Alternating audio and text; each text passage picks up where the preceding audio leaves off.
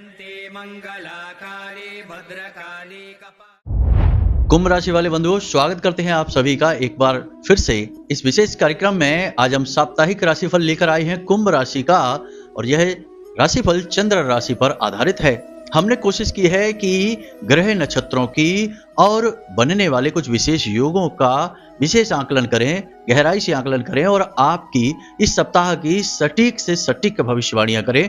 कम से कम 70 से 80% तो मैच ही कर जाएं, ताकि आपको बिल्कुल सही सटीक मार्गदर्शन प्राप्त हो और आप अपने पूरे सप्ताह को सही तरह से मैनेज कर पाएं, प्लान कर पाएं। जी हाँ बंधुओं, सबसे सटीक मार्गदर्शन उपलब्ध कराने के लिए आपके लिए हम दिन रात प्रयास करते हैं और सटीक से सटीक जानकारी देने की पूरी कोशिश करते हैं। तो चलिए आज के इस विशेष कार्यक्रम की शुरुआत करते हैं। तो बात कर लेते हैं इस सप्ताह के कुछ विशेष ग्रह गोचरों के बारे में। तो सबसे पहले बात करते हैं आपकी ही राशि के राशि स्वामी यानी शनि देव की, जो कि अपनी ही मूल त्रिकोण राशि में गोचर कर रहे हैं, बकरी चाल चल रहे हैं, नक्षत्र परिवर्तन कर चुके हैं और शतभिषा नक्षत्र में गोचर कर रहे हैं, जिसके अधिपति राहु देव हैं। और राहु देव आपके धन भाव में यानी द्वितीय भाव में गोचर कर रहे हैं। इसी के साथ साथ कुछ विशेष ग्रह गोचर और होने वाले हैं, जैसे कि 9 तारीख को गुरु बकरी होने जा रहे हैं वृषभ राशि में दोपहर को 12:30 बजे दिन में। इसी प्रकार 10 तारीख को बुध तुला राशि में प्रवेश कर जाएंगे और 13 तारीख को शुक्र वृश्चिक राशि में प्रवेश कर जाएंगे। अब कुछ समय के लिए बुध और शुक्र की भी युति बनेगी और सूर्य की केतु के साथ युति बनी हुई है। इनका भी आपके जीवन पर गहरा प्रभाव पड़ेगा, लेकिन सबसे ज्यादा बड़ा और प्रमुख प्रभाव पड़ेगा देवगुरु बृहस्पति के बकरी चाल का, क्योंकि आपके जीवन में धन आगमन के लिए,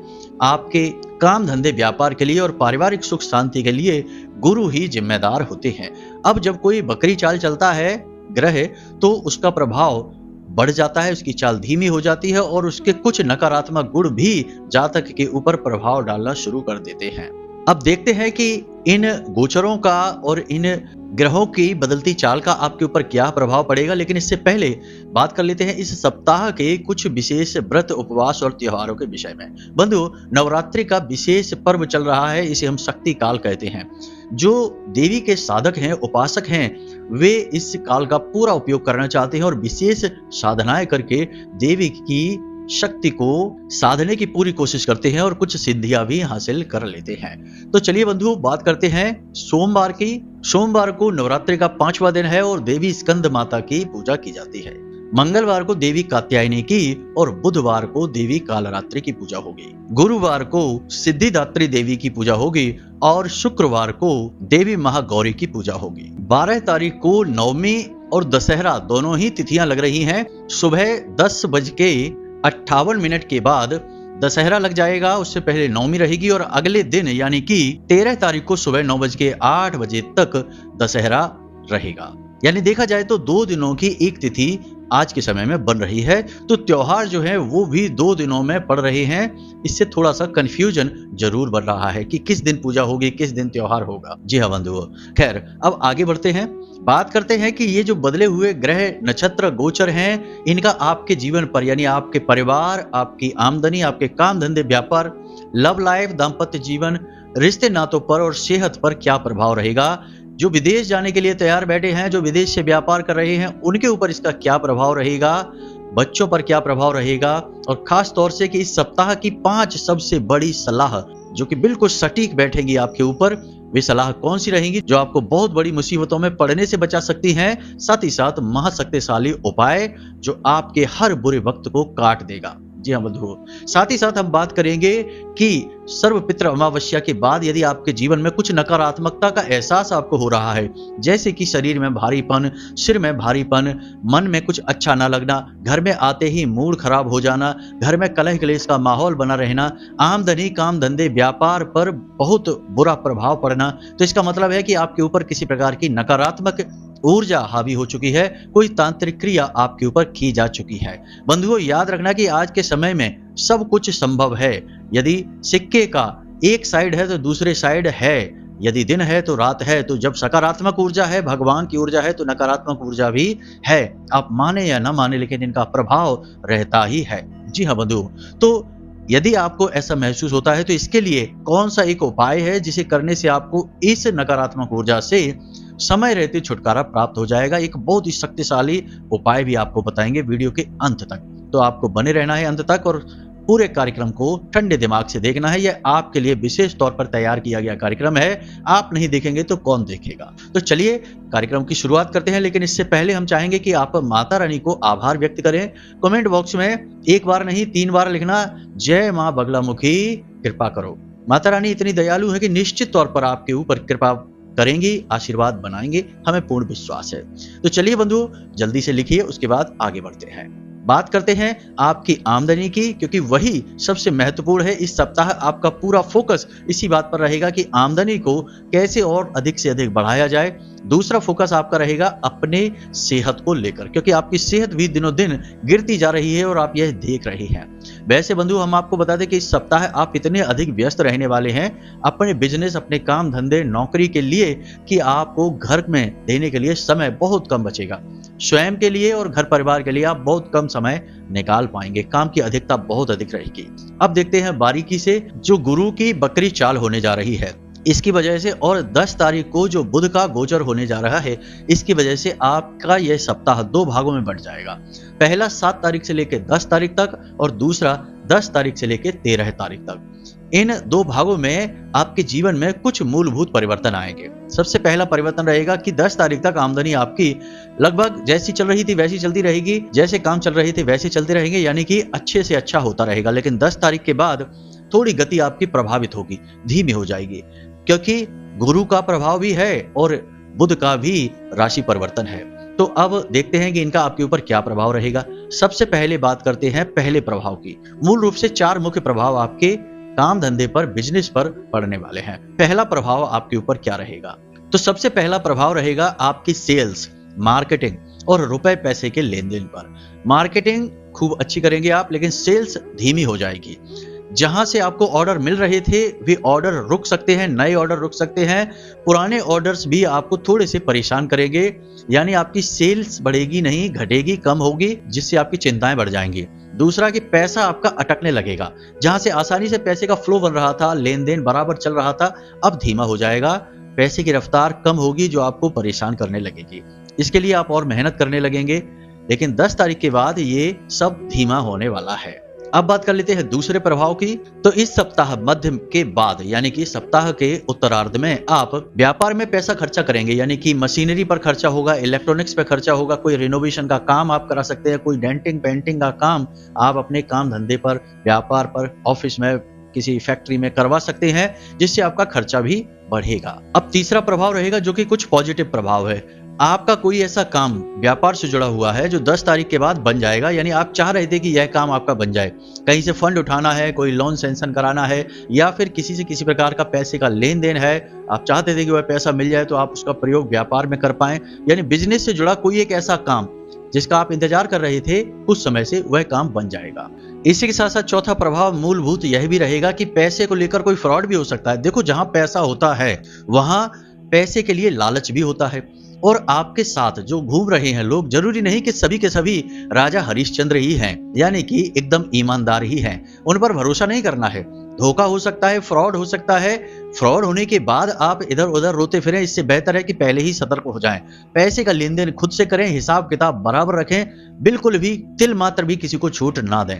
दूसरा कि कोई योजना, कोई स्कीम व्यापार की आपको बता सकता है, सुना सकता है, यूं ही बिना सोचे समझे पैसा ना फंसा दें, आपके लिए बनाया गया एक जाल भी हो सकता है। योजना के माध्यम से आपका पैसा लगवा देंगे, बाद में आपके पैसे को लूट लेंगे, भाग जाएंगे, आप देखते रह जाएंगे। तो इस तरीके की योजनाएं आपके लिए बनाई जा सकती हैं। याद रखना कि जब भी किसी के साथ कोई फ्रॉड होता है, धोखा होता है, तो वह किसी अपने के द्वारा किया गया ही होता है।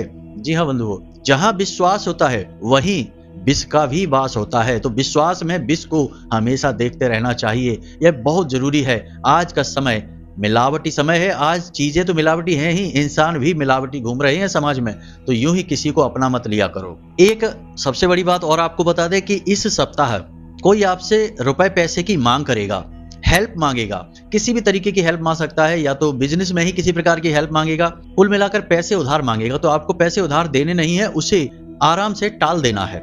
ना भी नहीं कहना है, वरना रिश्ते खराब हो जाते हैं। तो आपको उसे बस टाल देना है, पैसे देना नहीं है। क्योंकि हम आपको बता दें कि इस हफ्ते यदि आपने पैसे उसको दे दिए तो वे पैसे आपके वापस नहीं आने हैं।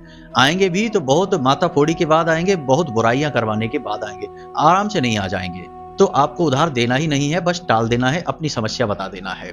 एक सबसे खास बात कि गुरु जो बकरी हो रही हैं, ये आपकी चाल को भी धीमा कर रही हैं, आपके काम धंधे, व्यापार और घर की शांति पर पूरा प्रभाव डालेंगे।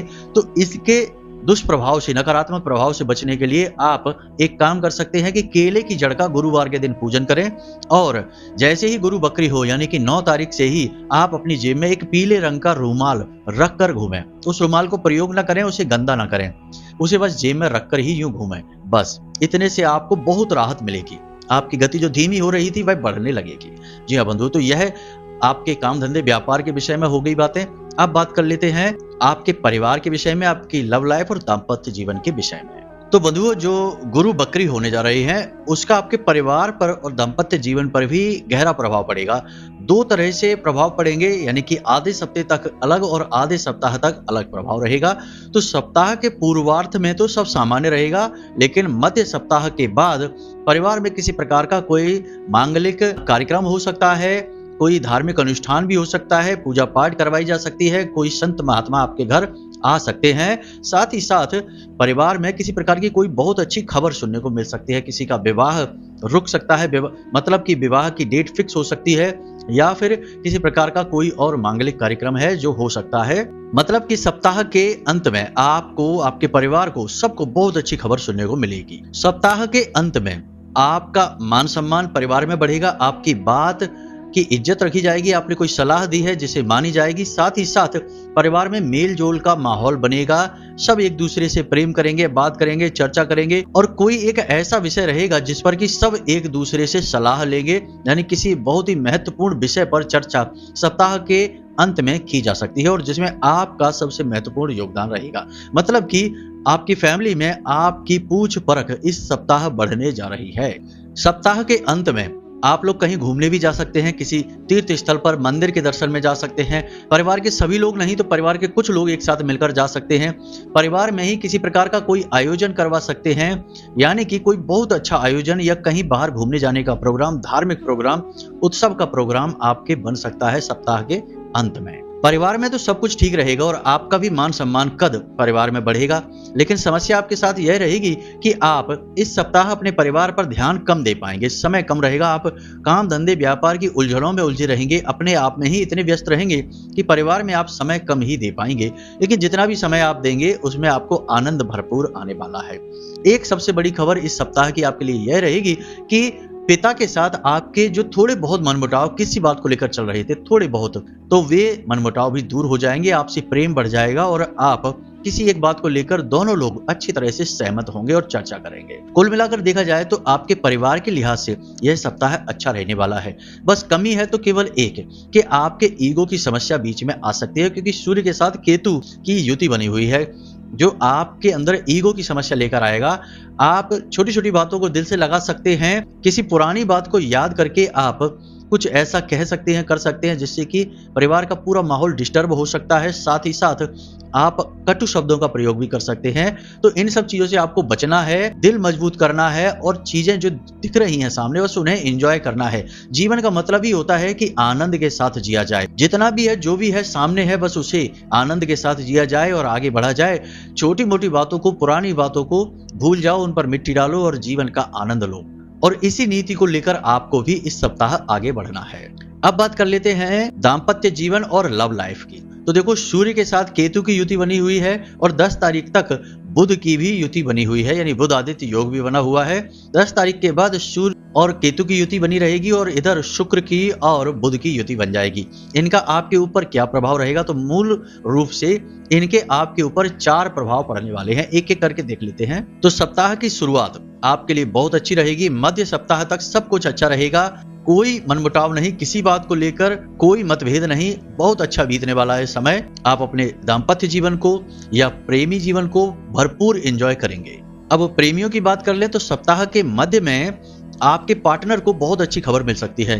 कोई नई जॉब ऑफर हो सकती है, या जॉब ही कर रहे हैं तो उसमें कोई प्रमोशन मिल सकता है, कोई गिफ्ट मिल सकता है, किसी प्रकार की एप्रिसिएशन मिल सकती है, इंक्रीमेंट मिल सकती है, सैलरी में इंक्रीजमेंट मिल सकता है, कोई भी खबर मिलेगी। लेकिन एक खुशखबरी आपके पार्टनर को सप्ताह के मध्य में अवश्य प्राप्त होगी। लेकिन सप्ताह के अंत में थोड़ी बहुत खींचतान हो सकती है। दाम्पत्य जीवन की हम बात कर रहे हैं तो दाम्पत्य जीवन में सप्ताह के अंत में किसी बात को लेकर पार्टनर के साथ थोड़ी बहुत मनमुटाव हो सकते हैं, मतभेद हो सकते हैं, बहस भी हो सकती है, झगड़ा बड़ा रूप भी ले सकता है। लेकिन इसका कारण आप स्वयं ही होंगे। आप थोड़ी सी नादानी करेंगे, बातों को समझेंगे नहीं और छोटी छोटी बातों को दिल पर लगाकर इमोशनली रिएक्ट करेंगे, जिसकी वजह से बात बिगड़ जाएगी। हमने पहले ही आपसे कहा है कि इस सप्ताह आपको ईगो की समस्या रहेगी। आप बात बात पर छोटी छोटी बातों को दिल से लगा लेंगे और उसे अपने ईगो का विषय बना लेंगे। इससे दिक्कत बन सकती है। लेकिन यदि आप सद्बुद्धि से चलें और इग्नोर करना सीख लें तो कोई समस्या नहीं आने वाली है, ना ही परिवार में, ना ही दाम्पत्य जीवन और ना ही लव लाइफ में। देखो, सप्ताह का जो अंत है वह वैसे आपके लिए अच्छा भी हो सकता है, क्योंकि बुध और शुक्र की युति बन रही है और शुक्र आपको दाम्पत्य जीवन में आनंद, यानी प्रेमी जीवन हो चाहे दाम्पत्य जीवन हो, इसमें आनंद को बढ़ाने का कार्य करते हैं और बुध यहाँ पर आपके सुख को और बढ़ाएंगे। लेकिन यहाँ पर समस्या बस यही है कि यदि आप नियंत्रण रख पाते हैं अपने ऊपर तो सब चीजें बहुत अच्छी रहने वाली हैं। पूरा सप्ताह आपका बहुत बढ़िया जाएगा और सप्ताह के अंत में आप लोग कहीं घूमने भी जाएंगे, अपना साथ में अकेले कुछ अच्छा समय भी बिताएंगे, जिसे हम क्वालिटी टाइम कह सकते हैं। साथ ही साथ अपने पुरानी यादों को, यानी पुराने लम्हों को याद करेंगे और बहुत आनंदित होंगे। यानी दो तरीके की परिस्थितियां हैं और आप पर निर्भर करती है कि आप किसे चुनेंगे और किस तरह व्यवहार करेंगे। एक बात यहाँ पर हम आपको और बता दें कि सप्ताह के मध्य से लेकर अंत तक आपके जीवन साथी को किसी प्रकार की स्वास्थ्य संबंधी समस्या हो सकती है। कोई पुराना रोग उत्पन्न हो सकता है, जैसे एलर्जी की समस्या है या कोई और पुराना रोग है, पुरानी समस्या है, वो उत्पन्न हो सकती है, या नए कोई रोग की भी उत्पत्ति हो सकती है। छोटा मोटा ही होगा लेकिन स्वास्थ्य संबंधी समस्या रहेगी ही। तो इसके लिए आप थोड़ा सा सावधान रहें, शुरुआत में ही चीजें कंट्रोल कर लें। अब देख लेते हैं नौकरी करने वालों के लिए यह सप्ताह कैसा रहने वाला है। तो नौकरी करने वालों को बहुत प्रेशर सहना होगा। सप्ताह की शुरुआत से ही काम का दबाव बढ़ जाएगा और सप्ताह के मध्य के बाद और नई जिम्मेदारियां, नया काम का प्रेशर बढ़ेगा। लेकिन सप्ताह के अंत तक आपको कोई एक खुशखबरी भी सुनने को मिलेगी। आपको इंसेंटिव मिल सकता है, सैलरी इंक्रीजमेंट मिल सकता है, पदोन्नति भी मिल सकती है, स्थान परिवर्तन भी हो सकता है, उच्च अधिकारियों से आपको सम्मान मिलेगा, आपके काम की तारीफ हो सकती है। लेकिन आपको जो काम मिल रहा है उसे आप अपनी जिम्मेदारी समझकर पूरा करें, बिल्कुल भी उसमें टाल मटोल ना करें, तभी यह पॉसिबल होगा। क्योंकि पहले आपको मेहनत करनी होगी, बाद में उसका निष्कर्ष मिलेगा, आपको मिलेगा जरूर, यह बात निश्चित है। क्योंकि यहाँ पर ध्यान देने वाली बात यह है कि आपके उच्च अधिकारी आपके ऊपर दबाव बनाएंगे, नजर बनाएंगे, आपको बिल्कुल भी खाली नहीं छोड़ेंगे। तो इस वजह से आप चिढ़ सकते हैं, आपको लग सकता है कि अनावश्यक आपके ऊपर प्रेशर बनाया जा रहा है, फालतू के कामों में आपको उलझाया जा रहा है। इस वजह से आप उच्च अधिकारियों से बहस कर सकते हैं, किसी बात को लेकर उनके साथ आप डिसएग्री हो सकते हैं, लेकिन यह आपको करना नहीं है। ऐसा करते ही आप अपने भविष्य की शुभ संभावनाओं को समाप्त कर देंगे। तो ऐसा नहीं करना है। हमने पहले ही आपको कहा है कि हमारे राशिफल में आपको सटीक मार्गदर्शन मिलता है। हम दोनों ही परिस्थितियां आपको बता रहे हैं कि आप ये करेंगे तो ऐसा हो जाएगा, और ऐसा इसलिए बता रहे हैं क्योंकि इस सप्ताह आपकी ईगो की समस्या रहेगी जो आपको बात बात पर परेशान करेगी और गलत निर्णय लेने के लिए मजबूर करेगी। क्योंकि केतु हैं, केतु नकारात्मक प्रभाव देंगे ही, आपकी सोचने समझने की क्षमता को प्रभावित करेंगे ही, और वहां आपके धन भाव में राहु बैठे हुए हैं, तो धन के आगमन के जो स्रोत हैं वहां इसका प्रभाव बहुत अधिक देखने को मिलेगा। अब बात कर लेते हैं उन लोगों की कि जो लोग नौकरी की तलाश कर रहे हैं, लंबे समय से इंतजार कर रहे हैं, परेशान हैं। टेंशन मत लो, इस सप्ताह आपकी इच्छा पूरी हो जाएगी, आपकी जो तलाश है वह पूरी हो जाएगी। सप्ताह के अंत तक, यानी मध्य सप्ताह से अंत तक आपको कोई ना कोई एक अच्छी खबर अवश्य मिल जाएगी। प्लेसमेंट के लिए आपको कोई ना कोई संभावना मजबूत बन जाएगी, एश्योरिटी मिल जाएगी, या फिर प्लेसमेंट हो ही जाएगा। अब मौका छोटा है बड़ा है, आप इन बातों में मत पड़ना। जो भी मौका आपको मिले बस उसे ले लेना और आगे बढ़ जाना।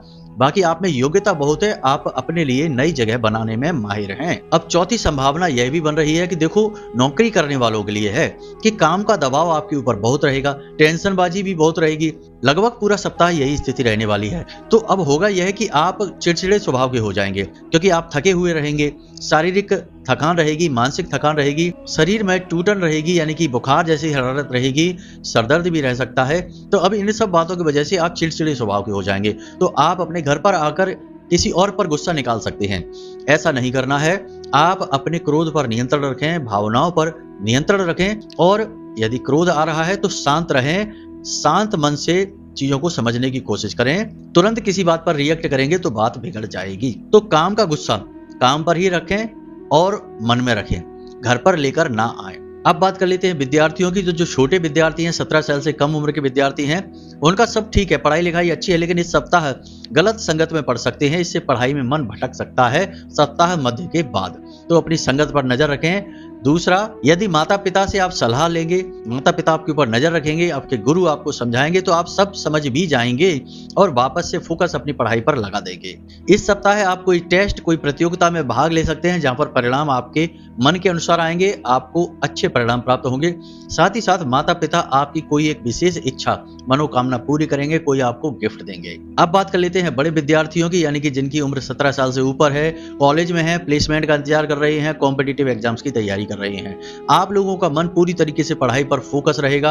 आप अपनी गलत संगत से दूरी बनाएंगे, यानी कि सेलेक्टिव लोगों को अपने फ्रेंड सर्कल में शामिल करेंगे और नकारात्मक परिस्थितियों से दूर रहने की कोशिश करेंगे। कैरियर पर पूरी तरीके से डेडिकेटेड और फोकस रहेंगे।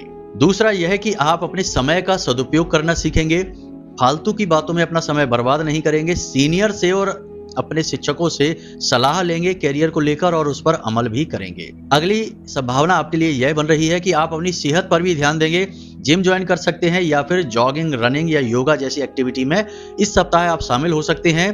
सप्ताह के मध्य के बाद परिवार में पिता के साथ विवाद हो सकते हैं, माता के साथ भी थोड़े बहुत विवाद हो सकते हैं, लेकिन भाई बहनों से आपको पूरा सपोर्ट मिलेगा। अब एक और बात कि विद्यार्थियों को इस सप्ताह दुर्घटना, चोट लगना और किसी प्रकार की कमर के नीचे पैरों में किसी प्रकार की चोट लगने का खतरा है, तो थोड़ा सा संभल कर रहने की आवश्यकता है। वाहन वगैरह खुद न चलाएं और थोड़ा संभल कर चलने की कोशिश करें, ऊंचाई पर ना जाएं।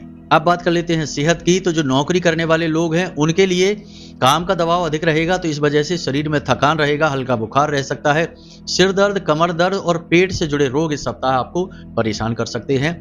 सामान्य तौर पर भी जिनको बीपी है, शुगर है और पेट की दिक्कत रहती है, उन्हें इस सप्ताह ये समस्याएं बढ़ सकती हैं।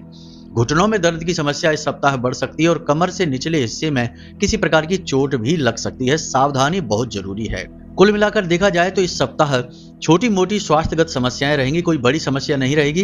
पानी खूब पिएं, सेहत का ख्याल रखें और खान पान का बराबर से ख्याल रखेंगे तो आप इन चीजों पर कंट्रोल भी कर पाएंगे। इस सप्ताह हो सके तो वाहन खुद न चलाएं, किसी और से चलवाएं, और खुद चलाएं भी तो बहुत संभल कर चलाएं, अलर्ट रहकर चलाएं। भोजन आदि भी बहुत हल्का लें, कम मसालेदार, और साथ ही साथ थोड़ा कसरत वगैरह पर भी ध्यान दें, हेल्थ पर ध्यान दें, क्योंकि पहला सुख तो निर्मल काया ही है और आपके लिए यह एक चैलेंज है कि आप अच्छी काया को बनाकर रख पाएं। अब बात कर लेते हैं 5 बड़ी सलाह की। तो सबसे पहली सलाह यह रहेगी कि ईगो को बिल्कुल भी कहीं पर भी बीच में ना लाएं, ना अपने काम की जगह पर, ना घर में, ना परिवार में, ना लव लाइफ, दाम्पत्य जीवन, कहीं पर भी ईगो बीच में ना लाएं। बातों को आई गई करना सीखें, इग्नोर करना सीखें और काम पर पूरा फोकस रखें। बेशक काम अधिक रहेगा, परेशानी रहेगी, घर में भी कुछ ना कुछ होता रहेगा, लेकिन घर पर कम, काम पर ज्यादा ध्यान दें, वह बहुत जरूरी है। दूसरा कि पैसे कमाने की कोई लालच भरी स्कीम आपको बताई जा सकती है इस सप्ताह, तो आपको उससे दूर रहना है। पैसे किसी को ना तो उधार देना है और ना ही कहीं पर यूं ही इन्वेस्ट कर देना है, क्योंकि याद रखना कि राहु धन भाव में गोचर कर रही है और राहु आपके धन पर नजर बनाकर बैठे हुए हैं और शनि भी राहु के ही नक्षत्र में गोचर कर रहे हैं। तो इस समय या तो रातों रात आप कंगाल हो सकते हैं और या रातों रात आप ऊपर भी उठ सकते हैं। अलर्ट रहना बहुत जरूरी है। तीसरी सलाह आपके लिए यह रहेगी कि कामकाज तो ठीक है, उस पर भी ध्यान देना है, लेकिन परिवार में जो आपको थोड़ा सा भी समय मिलेगा उसका आनंद लेने की कोशिश करें। लव लाइफ, दाम्पत्य जीवन में जो आपको थोड़ा सा समय मिलेगा उसका पूरा आनंद लेने की कोशिश करें और किसी भी बात को उखाड़े ना, पुरानी बातों को उखाड़े ना और किसी भी छोटी मोटी बात को दिल से लगाए ना, वरना आपका यह जो थोड़ा सा समय आपको मिलेगा ना, यह भी विषैला हो जाएगा और आपके हाथों से निकल जाएगा, एक आपको नकारात्मक भाव देकर जाएगा।